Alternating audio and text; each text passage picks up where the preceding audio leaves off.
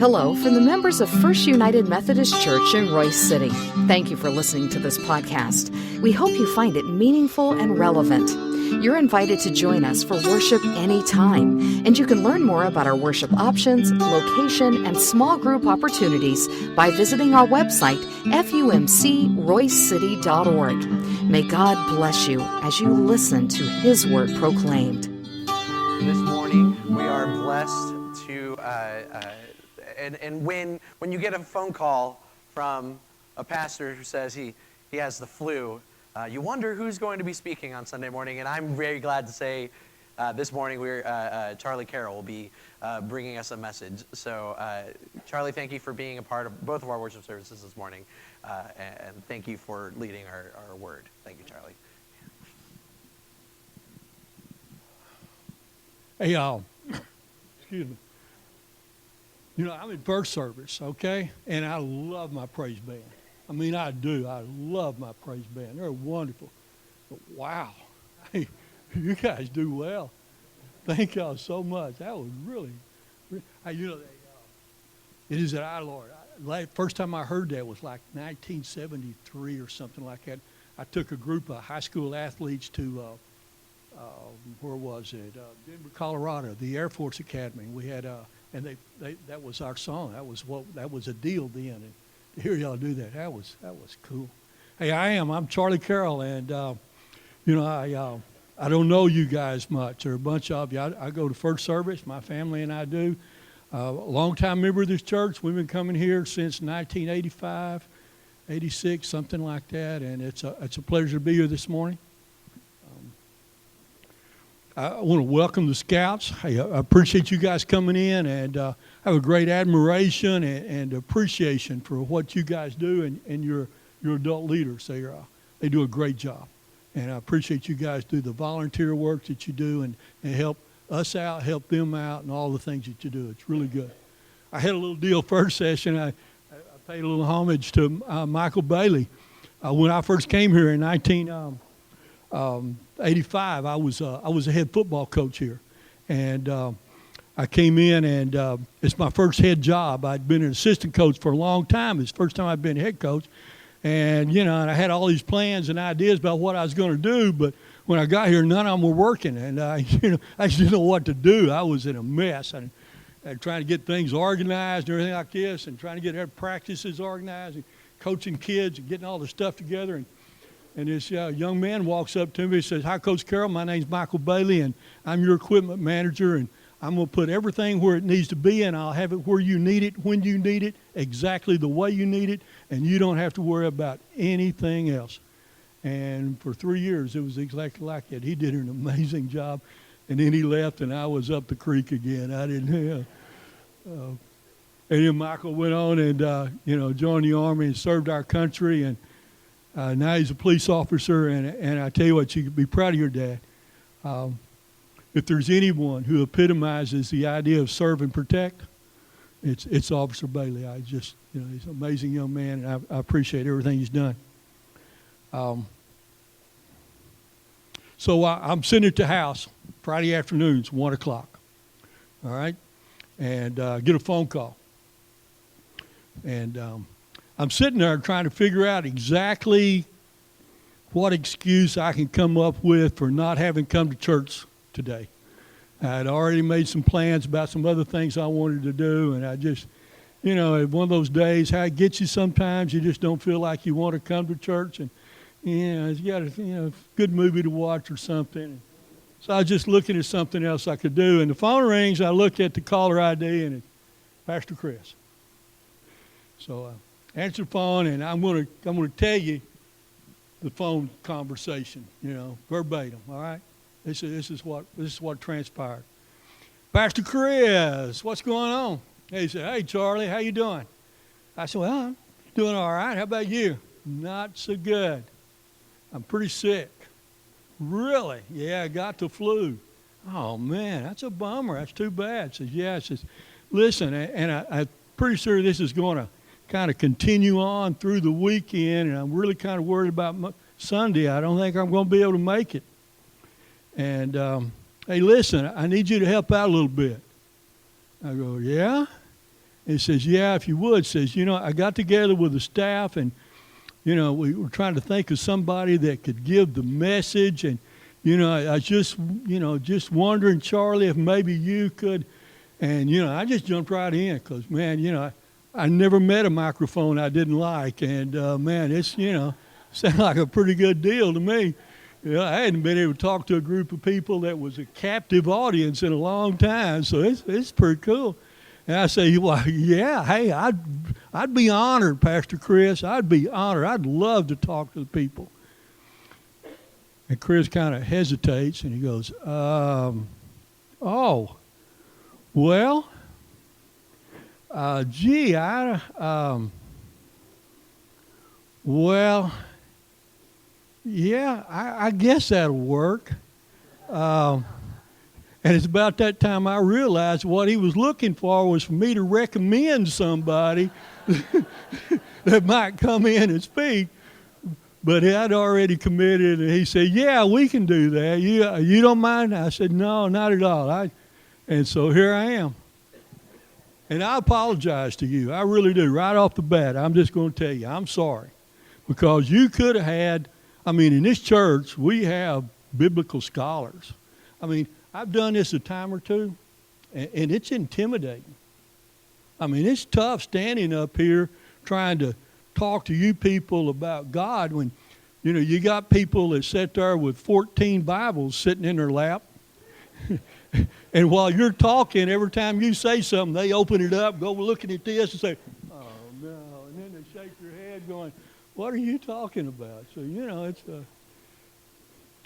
And so what you ended up with instead of a biblical scholar was you just ended up with some old, cruddy, old, fat, retired offensive line football coach. That's all you got. Now, my wife, Debbie, you know her. She's the donut Nazi over there. And she asked me, I told her, I said, Deb, Pastor Chris called, and I'm going to be giving a message Sunday. And she says, well, what are you going to talk about? I said, well, I don't know. Just talk. And she said, well, you want me on the phone? I can Google. I can find you some sermons, And I said, maybe I can't do a sermon. I can't memorize my name, much less a sermon. So I'll just talk to them a little bit and see what comes about. And that's what I like to do this morning is I'm going to talk to you a little bit about my faith journey. Okay, just where I am, who I am, and why I'm where I am. And if you don't mind, I learned a long time ago as a school teacher, it's kind of hard to hit a moving target. So if you walk around a lot, it's hard for people to go to sleep. And if you raise your voice every once in a while, it kind of wakes them up. And so if you don't mind, this is what I do. And I'm not going to stand up there. I've always felt like the person that stands up there kind of assumes a mantle of authority. And the one thing I am not is an authority on God or how to live. And so I'm not about to do that. Now, unlike a lot of you, we were not church when we grew up. I didn't go to church as a kid. Didn't go. We might go on Easter, maybe Christmas every once in a while. Now, Mama wanted to. Mama wanted to go to church. But my daddy wasn't going to church. Daddy worked 6 days a week, and on Sunday he's going to take those bird dogs out, and we're going bird hunting. And if my daddy wasn't going to church, I wasn't going to church. And if I wasn't going to church, my little sister wasn't going to go, and so it was just left to Mama. And we didn't go. And so I don't have a church foundation like a lot of you guys.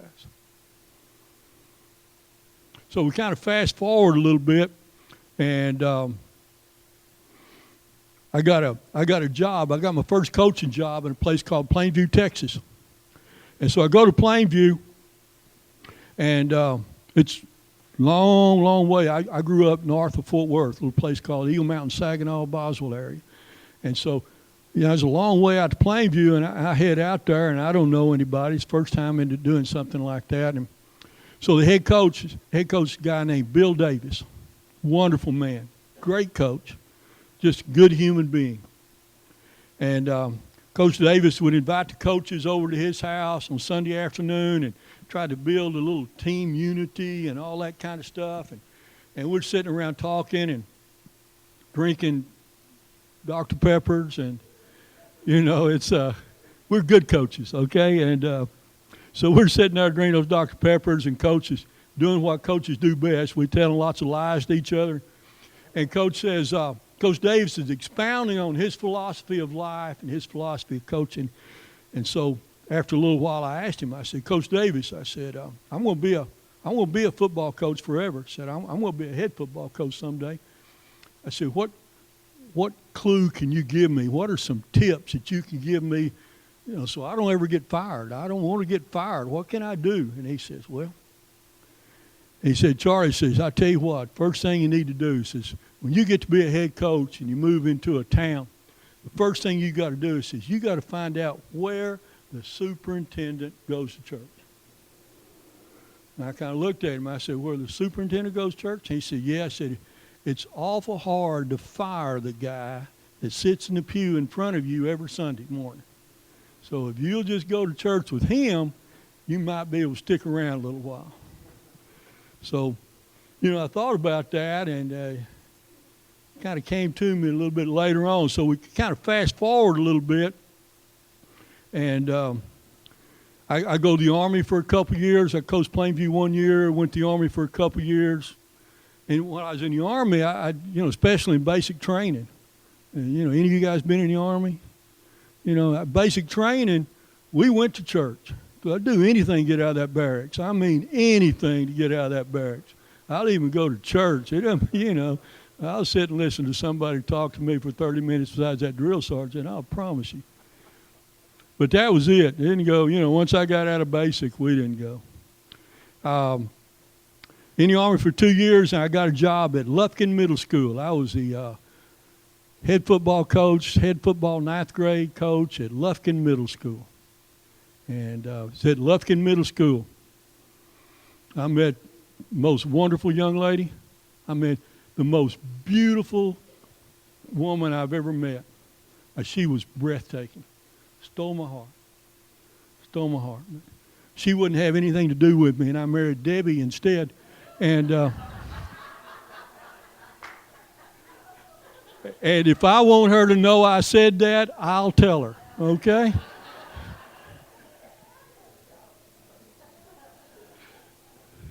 Now, Debbie and I got married in March 1972. And I told her, I said, Deb, I love you with all my heart and soul, girl, but you need to understand, I'm going to be a football coach. I mean, that's all I've ever wanted to be. That's all I'm ever going to be. I can't be anything else. I'm going to be a football coach. And I'm probably not going to be a very good football coach, so we're going to live in some small towns. And she said, well, that's great. I don't mind small towns. She said, I grew up in a small town. Now, I mean, she's from Philadelphia. She lived in Houston.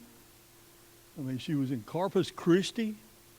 I mean, what small town did she ever live in? So Debbie, well, what small town do you live in, girl? I mean, where? And she said, well, Charlie, I went to school in Bay City. Now, Bay City is a town down around Houston out there, about 30,000 people, all right? I moved there to Honey Grove, all right, the sweetest town in Texas. Honey Grove had 1,202 people in there, and 2 of them were us. That was it. But we loved Honey Grove. I mean, we loved it. I was football coach there. I was a first assistant, head coach, defensive coordinator. Sounds impressive, doesn't it? That would have been pretty good, but there weren't but 3 of us. They were, you know, we had 3 coaches: the head coach, the assistant head coach in charge of defense, and the assistant head coach in charge of the kicking game, and nobody else. And we're out there one day, and we're coaching, and I'm coaching. And when I coach hard, you know, and it's intense, and it's sweating, and it's hot. It's August. We're in 2-a-days. We're out there in pads. We're getting after it. And I look up, taking a deep breath, and kind of hitch up my old shorts, you know, like coaches do, and get that old whistle going, spit a little bit, and look up, and there's a man standing over there on the other side of the field in a 3-piece suit. That's never good. because there's only two types of people that come to a football practice in August in a three-piece suit. Well, one of those is a lawyer, all right? And he's investigating you because some parent is suing you because I grabbed that kid's face mask and jerked him over here. Now, I would never did that, but I might have, put my hands on his shoulder as I moved. Or it's an executive from the University Interscholastic League that's there to investigate us because we've broken a rule. Now, we may have bent a bunch of rules, but we never broke more than 6 or 7 of those suckers ever. So, I'm a little bit concerned as to who this man is watching my practice. So I go over to him. And I said, "Hello, sir, how are you doing?" He says, "Fine, how are you?" I said, "Good." Said, "My name's Charlie Carroll. I'm one of the coaches here." And he says, he said, "My name's Tom Prentice, and I'm the new pastor at the Presbyterian Church." I said, "Well, Reverend Prentice, it's great to meet you, sir." "Well, good to meet you, Coach Carroll." And so we visit a little bit, and the conversation, he finds out that I'm married, and he asks me, "You have a church home?" And I said, "No, we're not really church people." And he said, "Well, that's good." Says, "Don't have to go to church to be good. It helps, but you don't have to go." And I said, "Well, I understand." So we're talking a little bit. And I said, "Well, I appreciate you being out here, but why are you here? It's kind of hot." And he told me, he says, "Well, you got a couple of my kids out there that play. Go to church with me." I said, "Oh, that's good." He said, "Plus," he said, I love football. I really enjoy it, love athletics, love kids." He said, "As a matter of fact, when I was in seminary down in San Antonio," said, I filmed football games. Thursday night, Friday night, Saturday night, I filmed football games. Now, you know what a coincidence is? It's when God acts anonymously, And by coincidence, the guy who filmed our football games had just retired. I mean, we're looking for a filmer. And God put him right there in front of me in a three-piece suit. And I said, "Well, Reverend Prentice, just so happens we need a filmer." Said, I can't pay you much, but boy, we'd love to have you." And Tom looks at me and he says, "Well, Coach Carroll," so we might do that. He said, "Tell you what, Coach Carroll," said, "we'll make a deal here." He said, "If you and your family come to church Sunday, I'll film for you Friday night. But if you don't come to church Sunday, I ain't filming Friday night." And Tom Prentice led me to God. You know what they talk about? It used to be a Nike commercial where they'd advertise about running, they advertise shoes. They said, the first part of any run, the hardest part of any run is that first step. That's absolutely right. And the hardest part of a faith journey is that first step. Taking that first step and stepping out there in the unknown, that place where you hadn't been before, where it's a little scary, stepping out into that thing. That's hard. But Tom, it's just amazing what he did. And Tom taught me what it was to be a man, what it was to be a father, a husband, to be a godly man, to be a man of God. You know what that is? A man of God? To have God inside you in your heart and your soul, to be thankful of God in everything you do. That was amazing. Debbie and I went to that little old church, and the church was a lot like this one. A lot like this one used to be. We didn't have about 35, 40 people come to service. But it had stained glass windows and the same steel. It was a beautiful church. Loved that church. And so we went to that church for about 6 years. And then, life goes on. Tom moved off, took another church, and I got another job. They finally found out how bad a football coach I was there, and I moved on to another job before they could fire me. That's a secret of never getting fired. You move off right before they get ready to fire you, and you just, you always got a job. So we went on, and now when you're as bad a football coach as I was, you have to move a lot, or you can't stay anywhere very long. So, Debbie and I, we were there at Honey Grove, and we left Honey Grove and went to Gonzales, and we coached there a little while. I think it was about 8 months. And then we went to Olney and coached there a little while, and we went to Weatherford, and then we went to Greenville. And we didn't go to church. Life gets in the way sometimes, I mean, you got kids. Gosh, it's hard. You got to get that dang kid up and get him dressed. And back then, you wear a coat and tie. I hated coat and tie. And it wasn't worth it. I mean, I worked 6 days a week. I worked hard. Sunday morning's the only time I got free. And, man, there's a lot of good John Wayne movies on Sunday mornings. I mean, I got things to do. I can go to church. And so I was assistant coach all this time, and so I finally decided it's time for this old man to be a head football coach. All right? It's time. I mean, I know everything there is to know about football, and I'm ready. So I applied for a job here in Royse City. And, glory be, for some unknown reason or other, they hire me as a head football coach. All right? And so I come in, and, they didn't tell me that they had offered the job to 5 other coaches, and they'd all turned it down before they finally got to me on the list. And so, they give me the job, and so I'm sitting there, and I'm at school one day, and it's during the summer, and I've been around here for about 3 weeks. And I'm sitting in the teacher's lounge.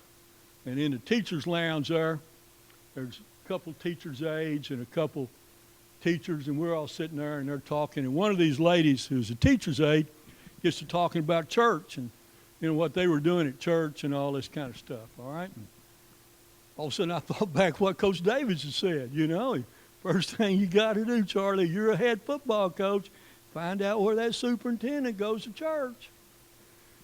And so I said, all right. I said, excuse me. I said, you go to church? She said, yes, I do. And she looked at me and said, do you go to church? I said, well, no, ma'am, not really. We're kind of looking for a church home. She says, well, that'd be good. I said, yes, ma'am. Do you know by any chance where the superintendent goes to church? And she said, well, the superintendent is Bill Ford, and he goes to the First United Methodist Church of Royse City. Now, that may not be the last time Weeda Bailey ever told me a fib, but it was the first time Weeda ever lied to me. Because, you see, Mr. Ford, the superintendent, was a card-carrying Baptist. He wasn't going to come to the Methodist church. So Sunday morning, I get all dressed up, and we lived in a house just right down Josephine here. And I get Debbie all dressed up, and she don't want to come to church. I get those kids dressed up, and they certainly don't want to come to church. And we come walking in that door right there. Right there. When we walk in that door, I came home. I mean, I walked into my home, right here. I walked into my family. Sitting right about here with, Jim and Hazel Cabinets. And back over here, was Weeda and Tittles Bumpus, Bill and Mary. It's just, I came home. And they hugged my neck and loved me. And we've been here ever since.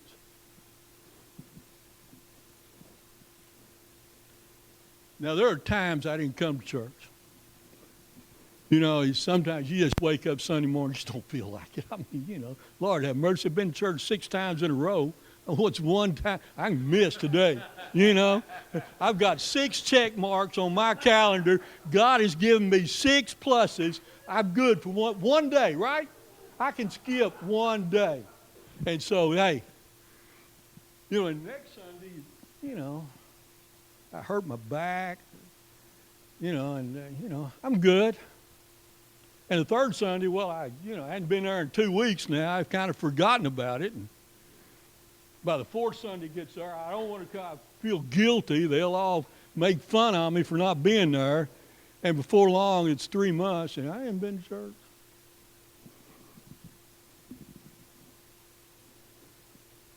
But when I didn't go to church, those times when I wasn't churched,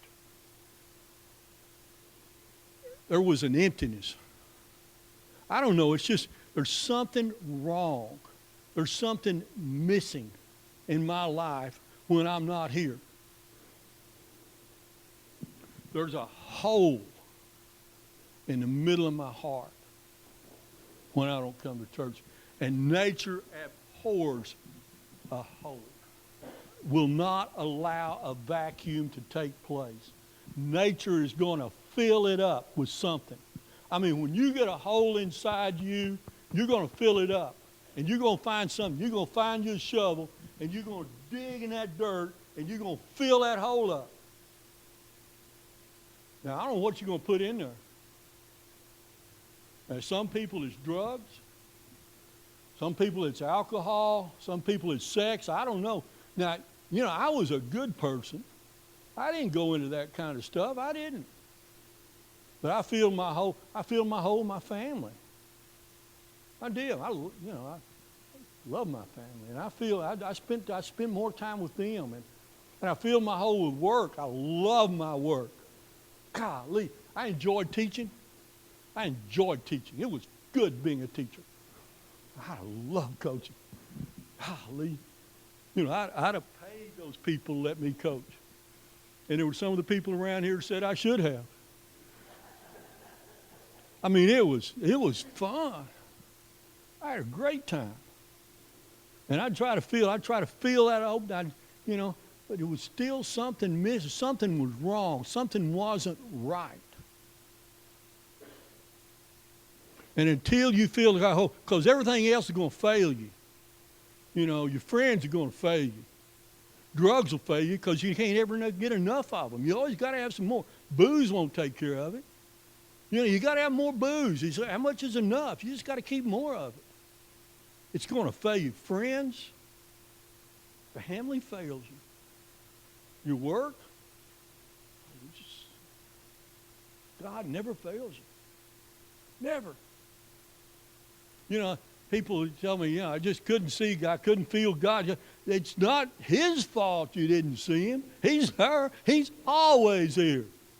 He's always looking for you. He's always trying to get you to take Him in. If you can't feel Him, it's your fault. You just got to open yourself up and take it. It's there.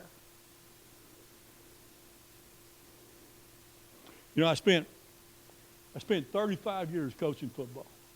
All right? 35 years. And all I wanted to do was I wanted to make my kids better. That's all I wanted to do. I want to make my kids better. So I studied them.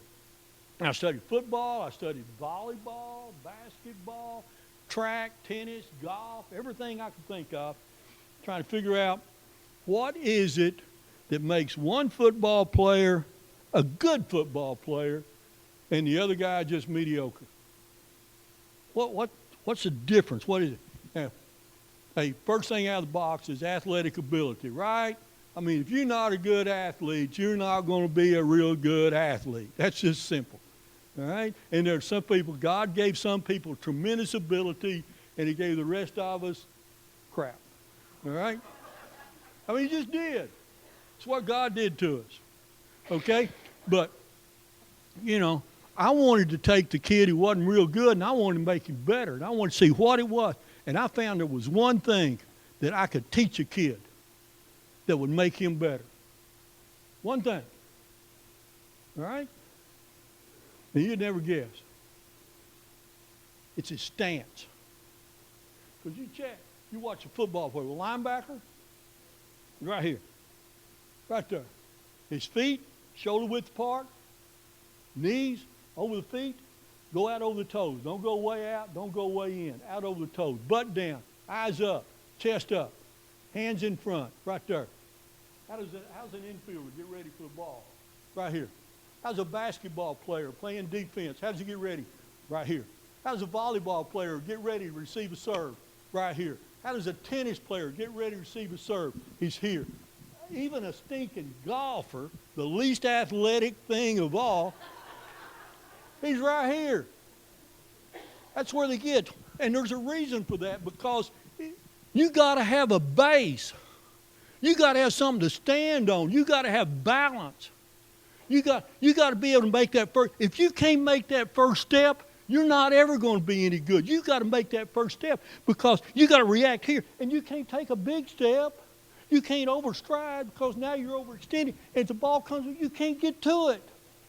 You're off balance. You're not where you need to be. You can't get where you need to be. You can't make the play if you're not in a good stance and you can't take that first step. It's all about base, what you're standing on.